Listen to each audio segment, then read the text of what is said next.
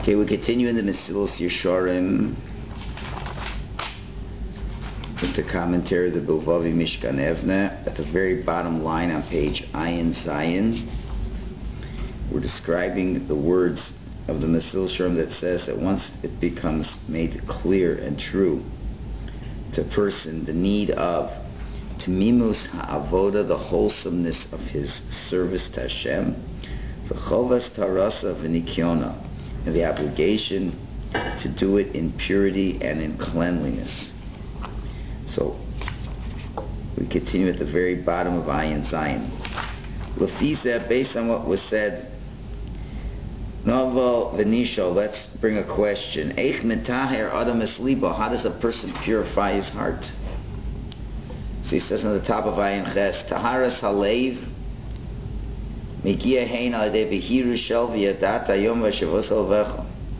comes from reaching a clarity of what we explained last time, the pasuk, you shall know it today and bring it into your heart.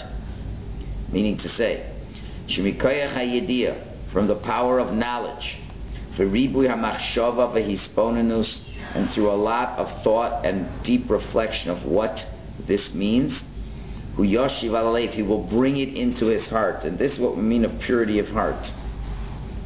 And also from another important rule that is brought from the Sefer HaChinuch and also from the Mesilas Yesharim in a little different wording, that the hearts follow the physical activities that a person does. When you do actions, the actions impact on the purity of the heart. But here's the important rule. You have to act from both directions. Meaning to say, there's got to be, number one, deep reflection of what we're trying, what behavior we're trying to integrate, and also you have to do the actions. One without the other is not possible. What can we compare this to? You have a wagon filled with materials that has to be shipped. And to move the materials, you need the power of two strong horses. You need 2 horsepower. And 1 horse won't move it. So that's the same thing here. Service of the heart is a very hard service. Hashem in general gave us 2 horsepower. 2 forces that through them we will merit to remove the foreskin of the heart. Knowledge and action. Just using 1 force will not work. If you really want to purify your heart, you have to work both with the power of reflection and the power of the actual deeds. If a person before every action he thinks about it, and also even without the actions he reflects, and he does the actions, then he is purifying his heart from both sides, and there's hope in his service that it will succeed. Therefore, and now he's reiterating the words that Lutzado said.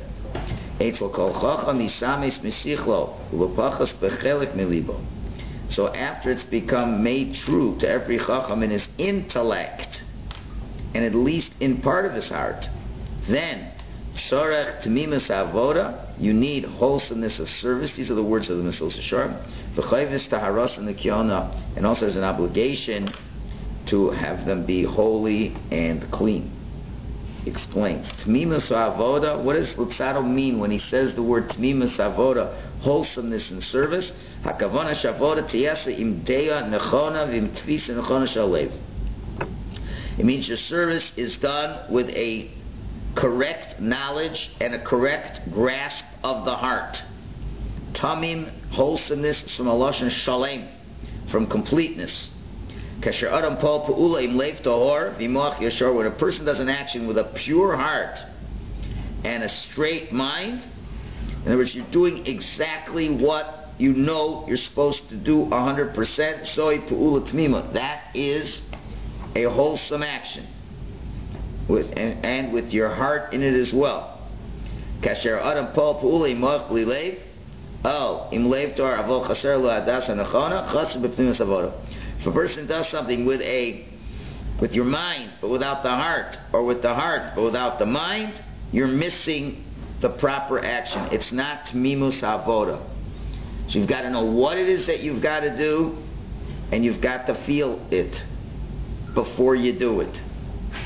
Now, what's this chovis taharasav v'nikyona? What is this purity, and what is this cleanliness? Does it mean shal yikach esrog meluchlach or shatzitzia nikia? Does it mean you can't take a dirty esrog, or your tzitzis have to be clean? Vade shalo. That's not it. Ma'im im kein atar nikayon. What is tahar nikayon? Achas me'amidos umidos anikon v'achas midos umidos atahar v'yavur yimir t'shem l'cham b'kaman. They'll be later on explained in the book. There's different sections in this book, and one is based on explaining nikayon, cleanliness, and one of them is tahara, purity, which we'll explain later on. But that's not what he wants to get into now. The point he's trying to make is we need the tmimas avoda, which means the mind is clear and the heart is connected before you're doing this action, and you got to do the actions, and then you are beginning the process. Now he continues with Latzado's words. Shazulas el, if you don't have this in combination, ein nirtzas v'arei klal. It is certainly not desired by Hashem at all. El nimeses u'masoeves. It's disgusting. It's disdainful what you're doing. Commentary, Ayin Tes. Adam shechasar lo tzimas avoda taharasav nikiyon. If you're missing these 3 points, the completion of the service, the wholesomeness of the service, which is the active mind and heart, and the purity and the cleanliness. It's like you give the king a present. He opens up a beautiful box, a beautiful bow and ribbon, everything. He opens up the box. There's nothing there. Not only there's nothing there, it's disgusting. The king says, what did you do? What kind of trick did you play? He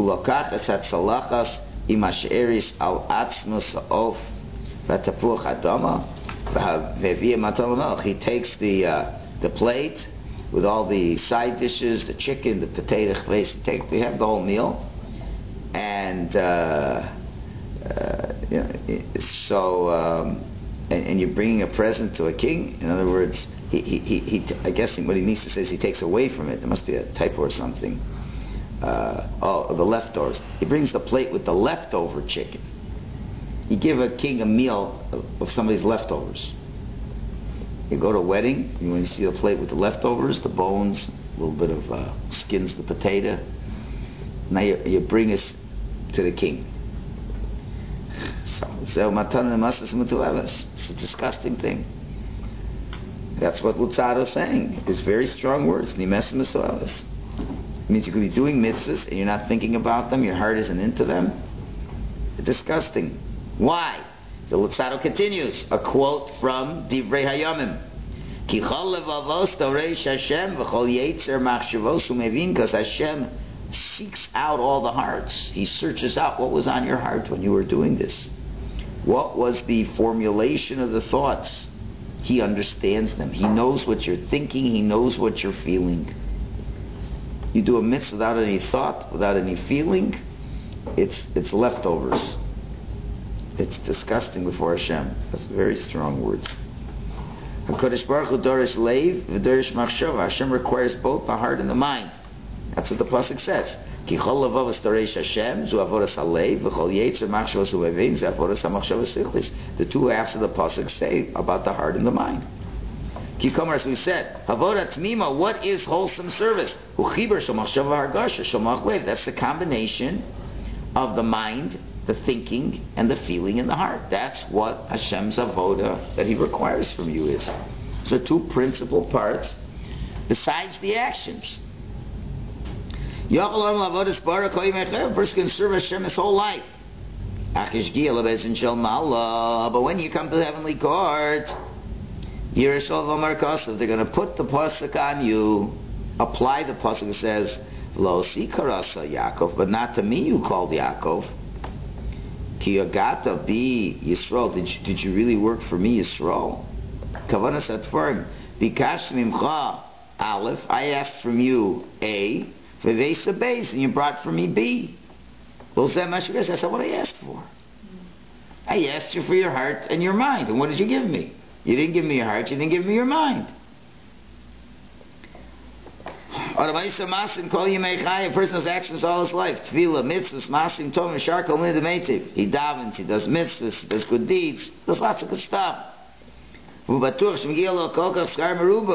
expecting a lot of Gan Eden. What's the truth?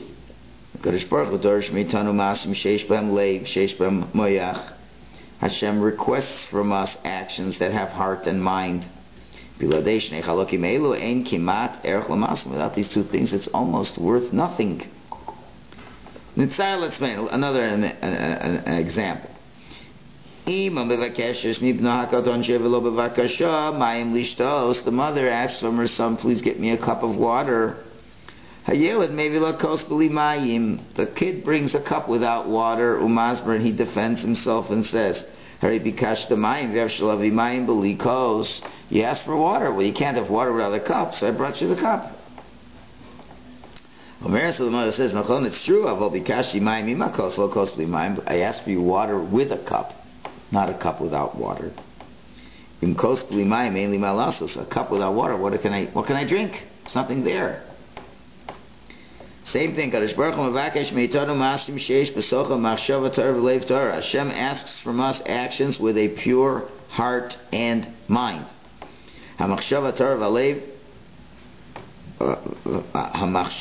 hatahora v'halev hatahor heim bechinas hamayim v'masim heim bechinas kli.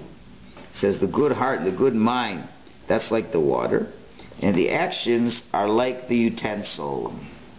That's all it is. The actions are the utensil upon which the heart and the mind will be actualized. Page pay. So Adam Shirak Minas Lataris Liba Balilasas Masim, but a person only tries to purify his heart without doing any actions.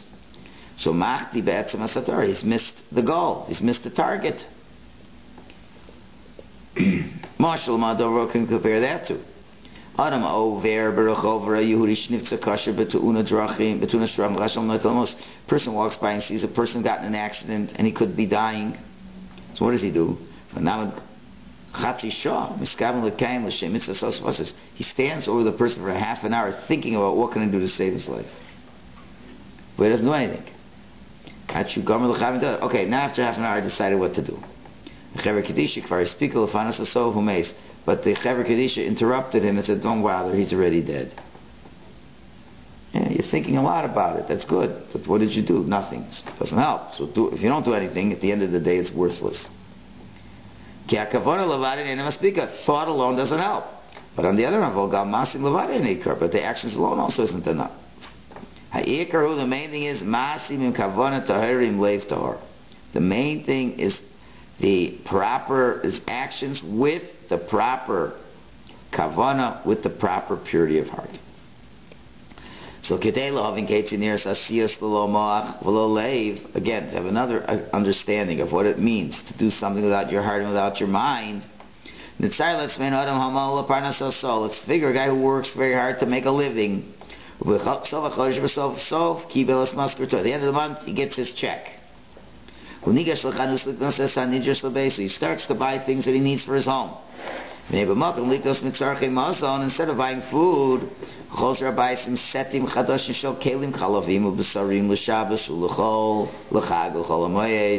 he buys 8 sets of dishes. Weekday, milchig and fleischig. Pesach, milchig and fleischig. Yontiv, milchig and fleischig. He spends the whole check on that. For every yontiv, for every date, he has another set of dishes. There's not even a crumb of bread to eat, to put on the dishes. It's called kaspa hu hishkia b'kniyas kelim chadash l'bayis. All his money he invested in the new utensils. That is an action that's lacking thought. Obviously, having a nice utensil is a beautiful thing. But you have to have something to eat in it. You don't have any food, you don't need any utensils. Hanimshal, what is this? What are we comparing this to? Even though it's not 100% exact. Person that does an action without heart, without a mind, you have a lot of utensils. But you're missing the content. There's nothing to eat. Person has no food, but he has utensils. He's going to die. There's no neshama, there's no life in your mitzvahs. That is a category of a gosis. A gosis is a person who's deathly ill because you haven't eaten anything. Strong wording. Rav Pinchas Mikoretz is bate kisha Baal Shem Tov HaKadosh Hagil Ha'olam. Rav Pinchas of Koretz explained when the Baal Shem Tov came to the world, the world was, the Jewish people were like deathly ill people on our deathbeds. Makavan, what did he mean? The following. Bismana Baal Shem Tov Ha'isa Baruch Hashem Harbe Mod Asiyah Harbe Kiyam. In the days of Baal Shem there's a lot of mitzvahs. Jews doing lots of mitzvahs. It was missing an inner life. And that's what Luzzatto came to explain as well. It didn't come much later than the Baal Shem Tov. It was contemporary of the Baal Shem Tov. He's just wording it in a different way. Mechad midas hazehirus, from the one side, he's going to, for example, explain the attribute of zehirus, of carefulness, watchfulness. Commotion lahalas, we'll see very soon. That you have to actively do. So therefore, he talked about zehirus. We have to make sure to do every law in the Shulchan Aruch. Zel binyan kelim, that's the building of the utensils. Then you have to add purity to all the actions. Liknos kelim shem hakiyum b'poil. You have to acquire utensils that actually work. And in them to put the light, as leiv haTorah, the pure heart, as machshav yishar haTorah, the straight mind, and the holy thoughts. You have to put the whole package together to bring the Jew back to life. Now, Pei Aleph, Luzzatto goes with another line. So now, that's what Hashem wants. We don't do that. It's disgusting. He doesn't want it. So then Luzzatto says, "Ma'nana b'yom ha'tochecha." What are we going to say on the day of rebuke? If we've been lazy from this type of thinking about how to make our midos better, what are we going to answer to Hashem? Luzzatto repeats and emphasizes this point. Manana, what are we going to answer? If we've been lazy in this thinking. We're not talking about the person was lazy and trying to fix his midos. We're not talking about being lazy of purifying, but thinking about it, of understanding it. A person can be found in a place where there's a lot of sick people. He's in a hospital. It doesn't heal them. Ain't no love time. We don't have a complaint. He's not a doctor. The complaint is question is, the complaint's going to be, why didn't you learn how to be a doctor? So you could learn how to heal the people. Well, I don't know what to do, but if you had time to learn how to heal them, why didn't you learn to heal? When you come to Hashem's court, you couldn't complain to the guy, if we'd complain, why didn't you fix your midos? I didn't understand how to do what they were. I didn't learn them deeply. What do you want? I couldn't fix them up. So that's not going to be God's question. The complaint will be, why didn't you look into what it was? Right? That's what we're doing Shabbos afternoon. He's going to say, why didn't you do chesed? Well, I wasn't sure what it was. So the rabbi gave a class on it. Why didn't you go to the class? Why didn't you see what real chesed is? What is it really? So Ma'anana b'yom tochecha, Mr. Solomon, and said, what are you going to answer to Hashem when you were lazy in that deep thought? We're not even at the stage of action, of doing it. If you're not looking deeply into what has to be done, you're not going to fulfill it by doing it. The complaint begins from why weren't you thinking about what it was and looking into it. This point is repeated again and again by Lutzato. There is a deep thinking of what all this is all about. And from the thinking comes the actions. And Lutzato continues. And what happens? We've cast aside that which is so important to learn. That's the main thing that Hashem wants from us, is this study. Now he explains. This is the service of a person, to look in every aspect of the Torah deeply. A person doesn't look deeply at all. Even if in other areas of the Torah you don't learn Hilchos Shabbos, Hashem can say, why didn't you learn Hilchos Shabbos? But if a person does look at other parts of the Torah, then it's even worse. In other words, if you don't know certain things, as someone say, why didn't you know these things? Well, let's say you did look at other parts of the Torah, but you didn't look at the most important parts. So Hashem's going to say, I see you could look into things. Why'd you don't look in one direction? Why'd you spend your whole life only learning Gemara? What about learning what these midos are? There's nothing wrong with learning Gemara. It's a good thing. But that's all you learned. You only went to Daf Yomi. You never spent any time learning what real chesed is, what real midos development is. For example, let's say a guy just learns one tractate his whole life, Sukkah. So he's an expert in everything about Sukkahs. But Megia Pesach, but comes holiday Pesach, he eats chametz. Lama, why? He didn't learn the laws of Pesach. What do you want? I've been learning the laws of Sukkah all my life.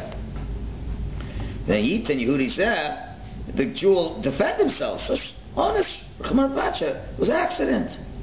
I didn't know it. I didn't learn it. Torah frees you from accidents. Well, I didn't learn it, for I didn't know it. What's going to be the criticism? Nachon, you're right. Why'd you learn Sukkah the whole year long?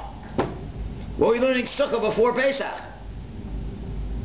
Why didn't you learn the tractate that talked about the laws of Pesach? You would have learned that on Pesach you eat matzah, not chametz.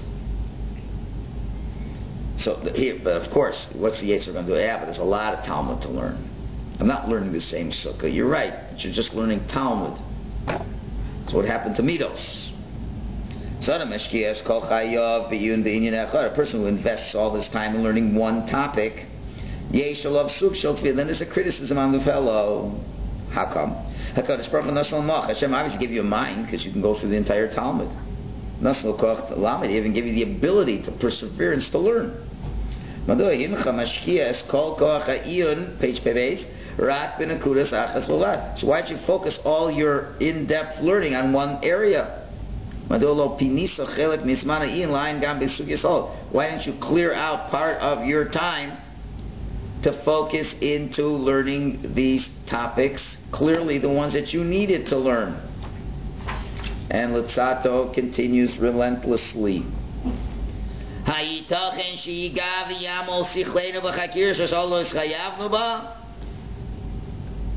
Do you think that a person is supposed to make a lot of efforts with his intelligence and with investigations that you are not obliged in?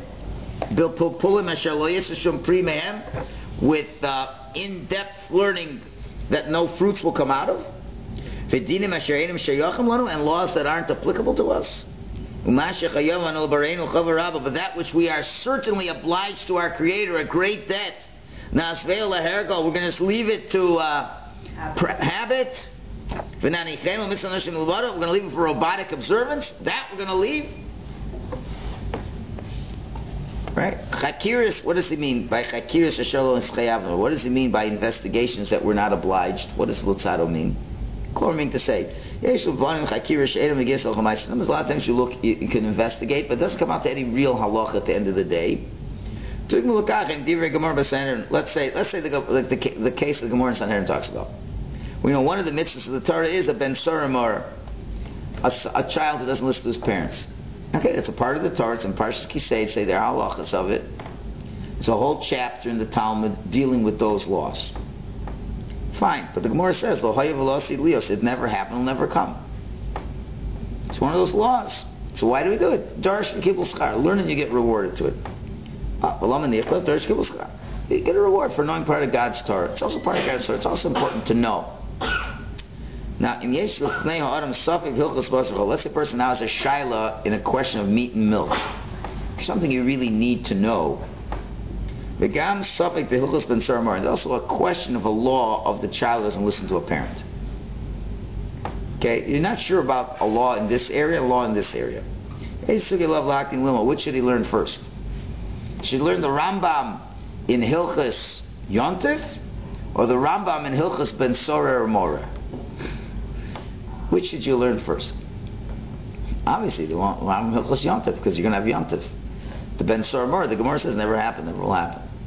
Okay, we're not saying never to learn this. I'm not saying never to learn this, but what are you going to spend most of your time on? Right? Okay, so we're learning about Ir HaMiklat. We've been learning in Makkah, so we should be learning. Of course, you learn Ir HaMiklat, but not the whole day. It's part of your learning. We already said why you have to. He himself said why you have to learn Gemara. You have to learn Gemara. You have to learn to focus on the details. Gemara makes you focus on the details. That's good. But now you got to come at 6 o'clock in the morning and learn what your Avodas Hashem is all about. Right? So you need both. You need both. You have to do both. And that again, Lutzad was speaking to the scholars of the world who were spending lots of time learning Talmud, which is amazing.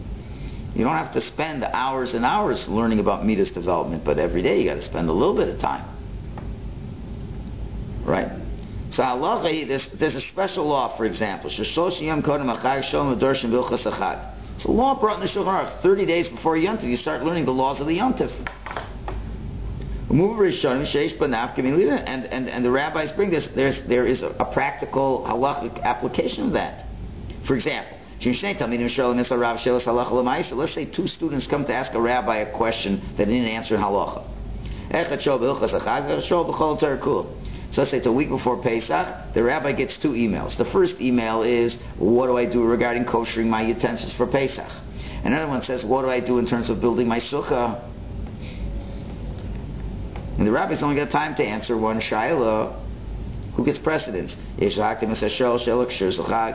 the question that pertains to what's going on in the Yontif. That's why I chuckle when I get shailas on Erev Shabbos. You know, we're making a bar mitzvah in 3 years. Can you give us the date for the bar mitzvah? 2 hours before Shabbos. I was thinking to myself, for Hashem, do I know about the bar mitzvah? But what are they thinking about Shabbos? You know. So, this law of the Shulchan doesn't apply anymore because congregants will not allow the rabbi to answer only one question. He has to answer every question when they want the answer answered. So he has to answer both. And people understand, what are you talking about? My kids were missing 3 years, I have to book the hall. So what do I care about someone else asking a question about milk in their chulin pot? All right? But it's halach l'maisa. You do just learn and answer what is Megea right then and there. Certainly when a person is not sure what to do. He's going to go to the laws of Ben Sorer Moreh that never will be. Yeah, you're right, you'll get rewards. Certainly that isn't the way to do it when you need to know the halacha l'maisa. Now, Hashem wants you to learn the parts of the Torah that are not applicable, because you'll get a reward for learning it. You have to learn all of God's Torah. Although Rishon, a lot of Lumod, as Smash Nagel, he's got to learn what he's got to do. He's got to know first. Laws of Shabbos, laws of this, laws of that. You got to know that. Right?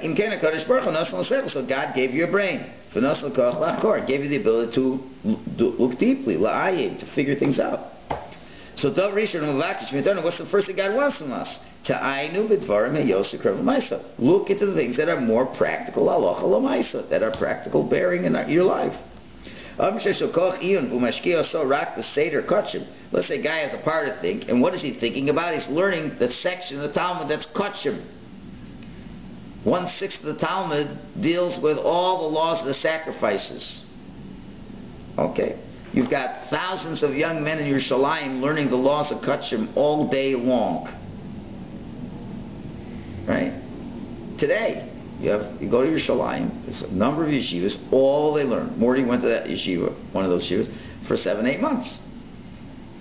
And that's all they do, from sunup to sundown.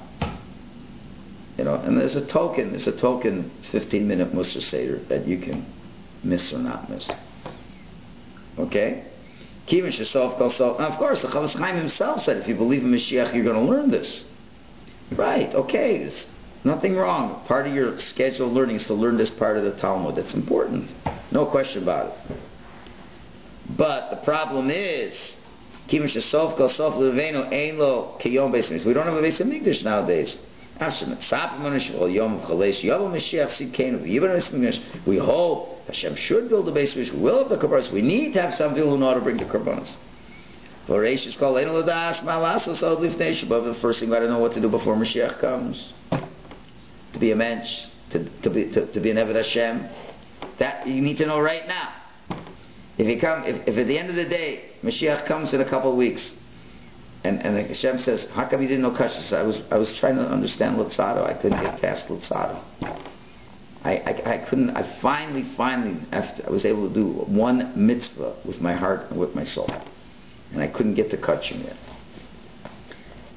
So again, the Chofetz Chaim wrote his words to people who mamish, we do everything. We do everything. So he said, okay, you have to learn Kachim. Okay, you have to learn Kachim. I can be sure the Chofetz Chaim did not allow anybody into his Kachim Kol if he wasn't a master of Mesilas Yesharim. Let me take that back. I mean, I don't want to speak negatively. I forgot, the Chofetz Chaim I forgot which Mamish, Adam Gadol, I forgot which Balmus, I think it was Rabbi Yerucham Lubavitch, I could be wrong. I mean, he bought a giant of Balmusar into his yeshiva. And the Brachman said, we don't want him. We want a guy who's going to teach us the Gemara. And the Chofetz Chaim reluctantly had to let him go. I forgot the details. Let him go.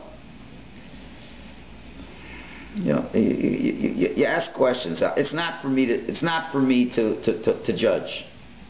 But I'm at least entitled to question. You wonder. So why did Rodin get wiped out in the Holocaust? Why did the place Chofetz Chaim get wiped out in the Holocaust? Chofetz Chaim knew what he was doing. He knew these guys are learning Kachim. He knew these guys are learning, but he brought Rabbi Yerucham. We had one of this forum. Which Sefer? I think in the Das Atzva. I don't remember which one. He brought down the story. Right? Rabbi Yerucham Lubavitch. It's amazing. A giant. And all the shmuzim were about what? Emunah. This guy said, we have Emunah. What do you have to hear shmuz about Emunah? But you got to understand what Emunah, the way Rabbi Yerucham would say Emunah. If you had that kind of Emunah, man, your mitzvahs would be different. See, a lot of saying, I'm not talking about all Jews, but you have a certain segment, yeah, we're learning Gemara, but if Hashem says, Lutzado says, but if you don't think about the other things, what you're doing is disgusting. That's why Jews are in for a big shock. They just, Lutzado, it's not important. Lutzado knew, it's 1730s. It's 200 years before the Holocaust. He knew it had to get fixed up. The Baal Shem Tov knew it had to get fixed up. We were a sick, deathly people. Right? The mitzvahs were sick mitzvahs. So, and so they understood this is what we got to do. This is what we got to do to build back the Yidden. So what happened? So the first 150 years, people were fighting against Hasidim. They're a bunch of lunatics. We have to make their lives miserable and run them out of town. That's what they were dealing with. Right? Till only the ones who went to Eretz Yisrael, they made shalom with themselves. The Hasidim Misnagdim made shalom with themselves. They realized, we got to stop this. And somehow there became an integration of Hasidus with the Litvisha approach. So they all survived the Holocaust. But you see, in Europe, it didn't happen. It didn't happen. This blending of Hasidus with Talmud, it didn't happen. So from both ends, it wasn't exactly. Again, Hasidim wanted to inject this ruach, this feeling, this sensitivity beyond just the Talmud, and they went a little bit off. When they introduce something, you get a little bit off on one side. The Vilna Gaon was fighting them on that, trying to rein them in a little bit. Let's have a combination. So it's the Vilna Gaon students who survived in Eretz Yisrael. Lutzada went to Eretz Yisrael, right? So that's the issue over here. So you're learning a lot of Talmud. You're learning a lot of wonderful things. That's amazing. How are you going to be a Jew today? You have to know how to live today as a Jew. And unfortunately, it's missing greatly in the Jewish world. That part is missing. That's what he says on the top of Pei Gimel. He says, he quotes Lutzado from discussions that don't bring any fruit. Pri of fruit means something that's born, that comes out. Allah something that's real, tangible. Let's say he learns about an opinion we don't hold like, and goes into great depths into the opinion we don't hold like.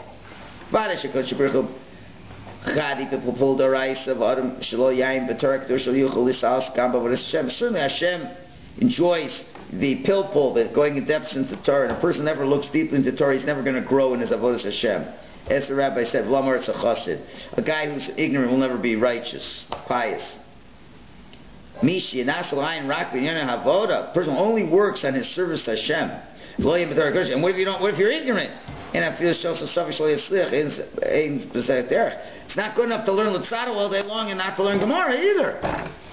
That's no way either. Barim Kane, it's clear. Lutzada's not knocking learning Talmud. It's not knocking it. And he just wants to say, why is all our brain power invested in one area? Because you have to take the ability to think and divide it up. Some of it to continue learning the Holy Torah, but also have to spend time focusing on what does it mean to understand the Jewish soul and to understand your purpose in this world. You see, that's what we're trying to accomplish here. That's what we're trying to do.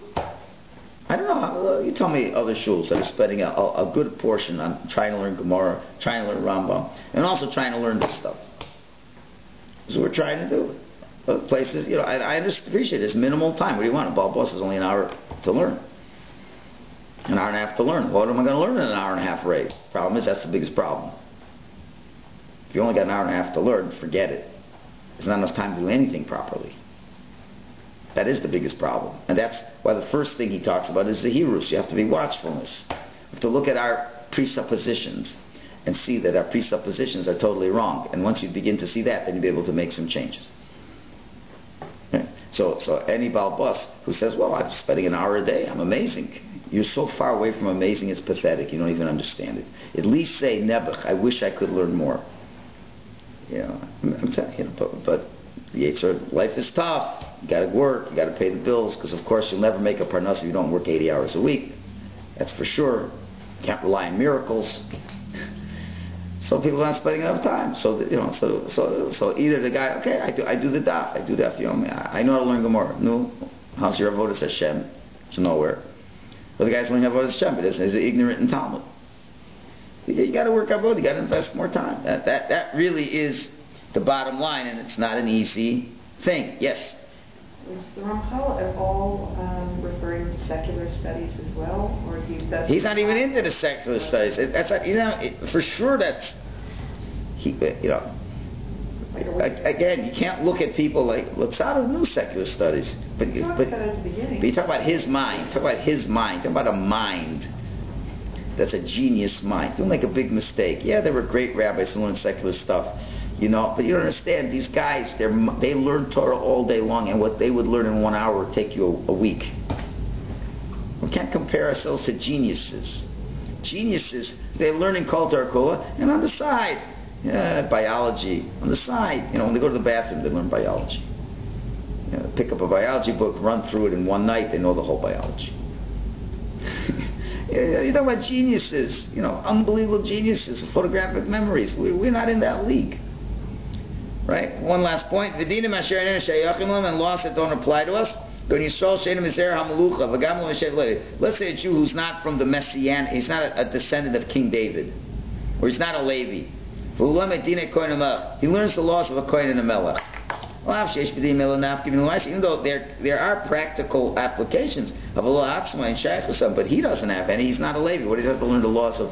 What does a Yisrael have to learn the laws of Birchas Kahanim? How to bless the Jews? Well, you don't need to learn that. You got to learn the laws that apply to you. Really? And Luzzatto says, but that which we're obliged to do to Hashem, an abundant, clear obligation, which means the purity of the heart and the mind and the unification of the two of them. As soon as that learning, what does Luzzatto say? We're going to leave that for habit. We're going to leave that for robotic practice. He says that's not acceptable, and that's why what this book is trying to take us in that direction. Okay, we'll stop here.